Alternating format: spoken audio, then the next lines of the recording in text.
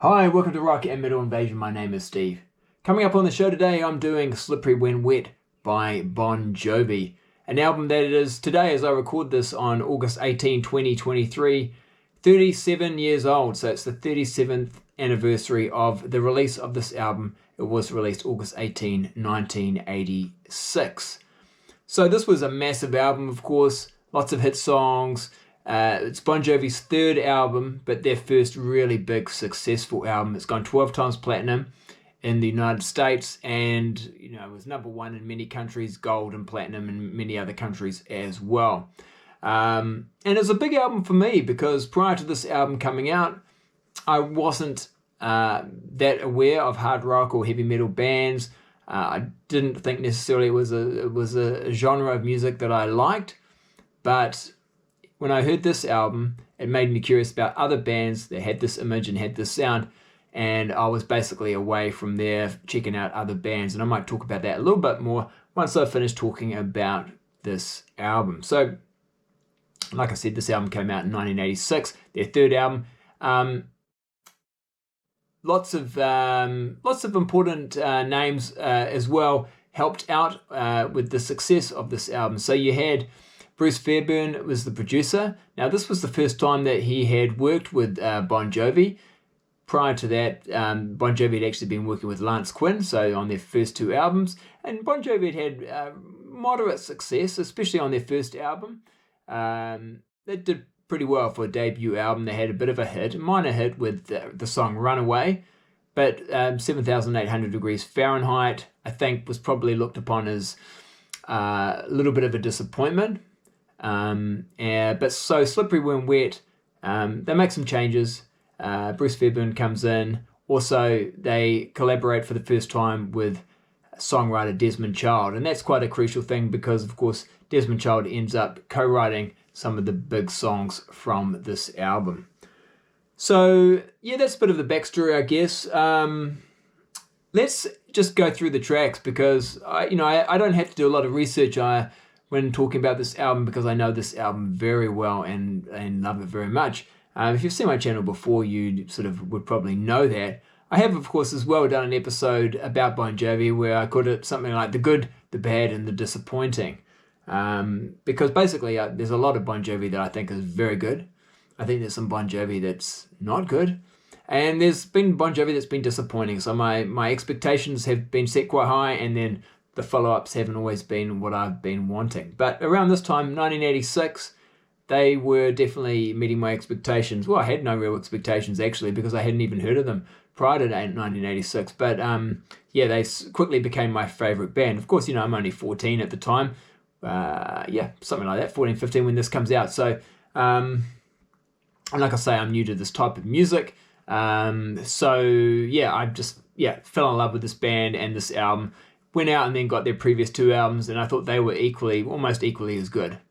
And of course, now looking back on it, those first three albums are definitely three of my favorite Bon Jovi albums and three of my favorite hard rock albums from the 80s. But let's just focus on Slippery When Wet today because, like I said, it's this 37-year anniversary, and we'll do a track by track.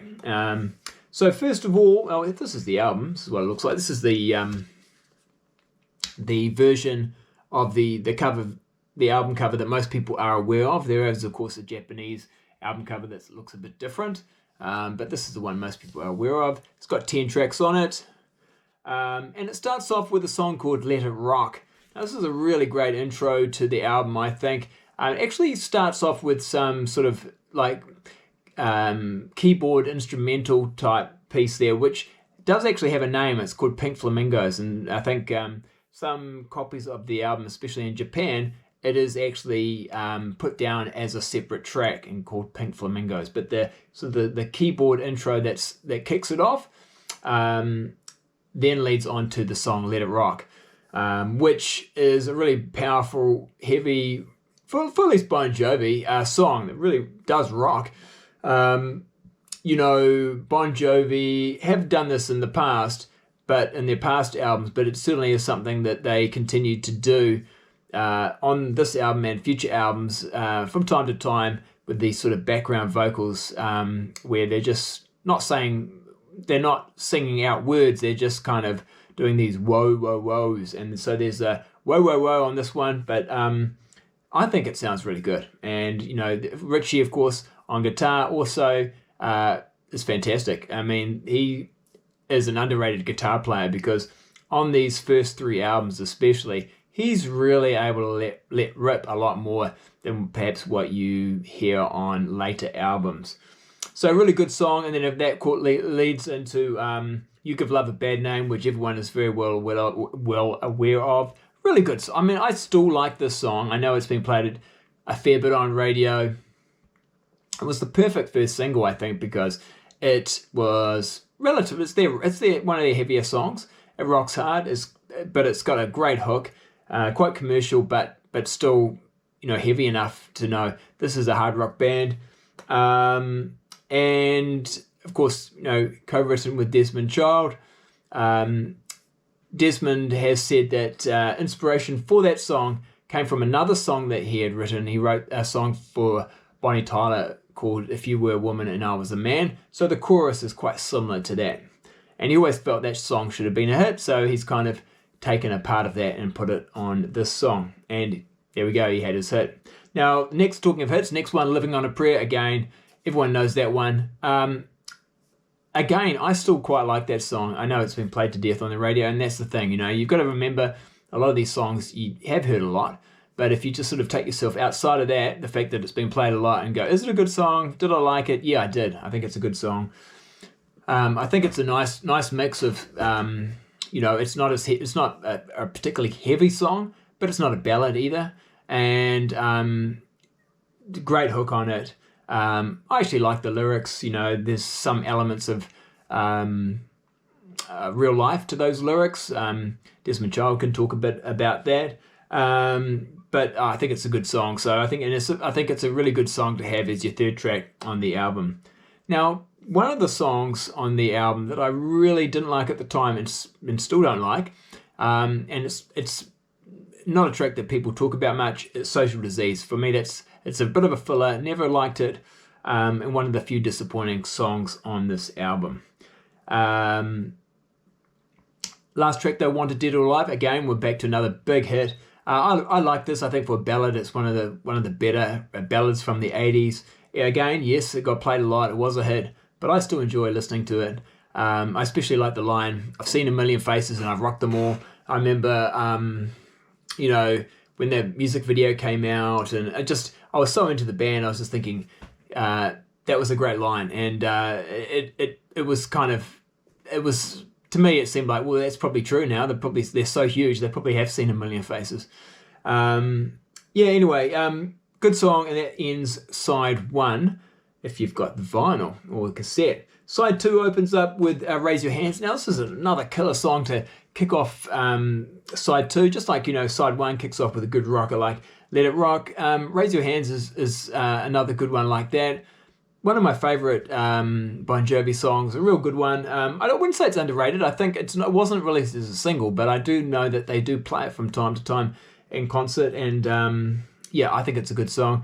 Without Love is a ballad, fairly forgettable, I have to say. Not a ballad I particularly got into. It wasn't released as a single or anything like that, and often, you know, those ballads would have got released as a single, but of course they did have a lot of singles on this album, so I guess it was just one of those ones that didn't make the cut. If they had released it as a single, I wouldn't have been surprised if it had been a hit, but it's not a song that it does much for me. On the other hand, I Die For You, fantastic. I love that song. One of the best songs on the album. Really good. For me, the Social Disease, that's a hard rocker, but that's one of the exceptions. Most of the hard rock, heavier songs on this album are really good.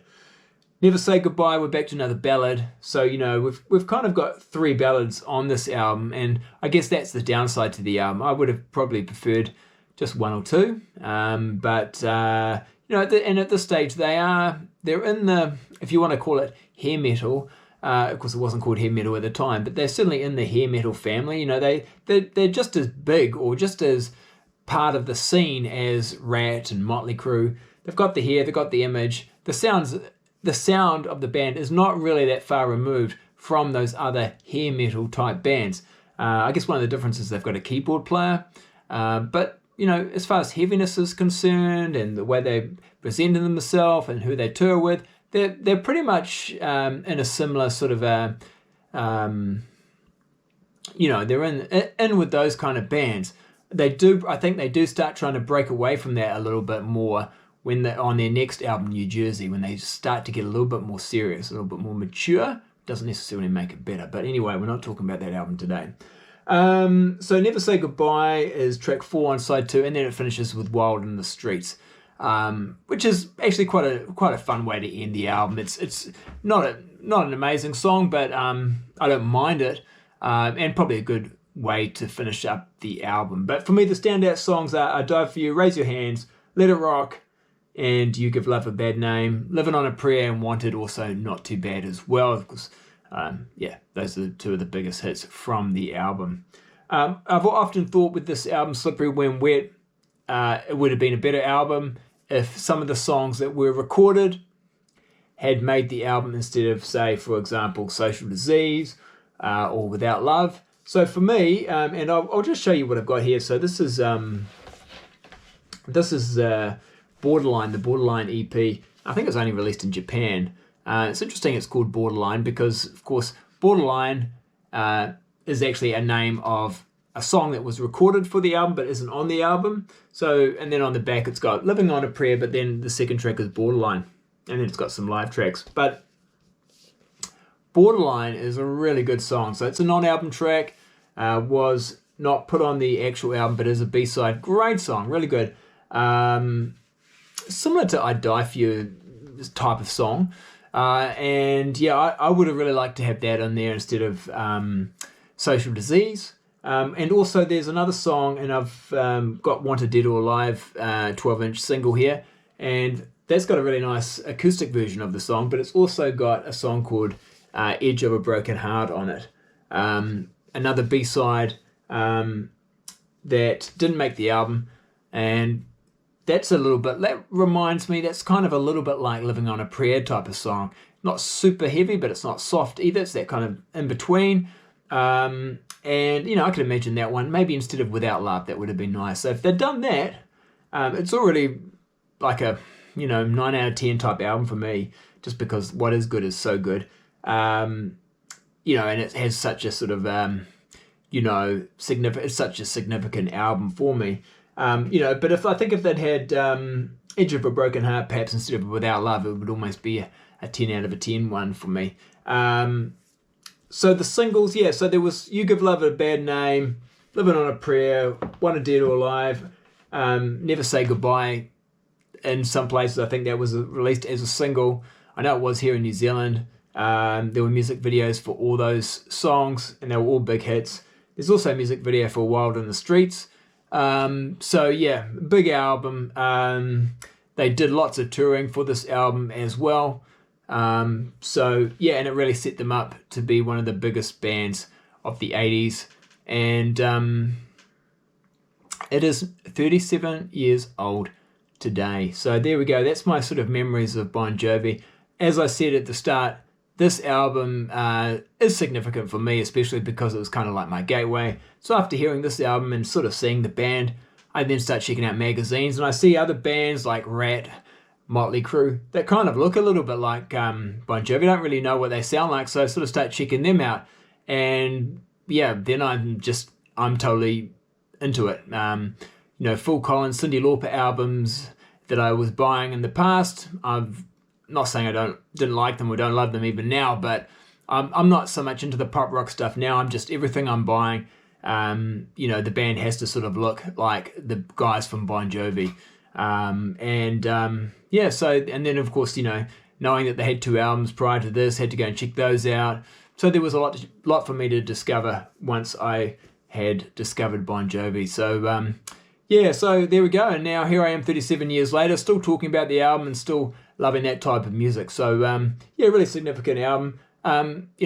Go back if you want to and have a look at my episode on the good, the bad, and the good, the bad, and the disappointing in regards to Bon Jovi, because as much as I love this album and like the band, there's parts about the band that have been not so good or have been disappointing. I mean, obviously the last 20 years, and they've been releasing albums over the last 20 years, for me have been a bit disappointing. I sort of wouldn't consider myself a Bon Jovi fan these days. They're really in that pop rock kind of genre now, and they haven't really stayed in, like I say, back in '86 they were lumped in with the Rats and the Motley Crues, really, but toured with those bands, those type of bands. But these days, of course, they're really more in that sort of pop rock kind of category, and it's just got a little dull for me. But I understand they don't want to sound like 1986 again. But other bands from that era, like the Scorpions, for example, or even, I guess you could say, Motley Crue, perhaps, Def Leppard, they've softened their sound, I guess, quite a bit as well, I guess. But I guess that's just what happens over time. But anyway, Slippery When Wet, big album for me, and a really good album. So I'm not going to say go check it out, because I'm sure you probably already have, but just wanted to talk about that album, seeing as though it is 37 years old today. All right, we'll catch you later, and I'll be back. Don't forget as well, hit that like button, hit that subscribe button if you haven't, and I'll be back some other time with a new show. All right, we'll catch you later. GoPro stop.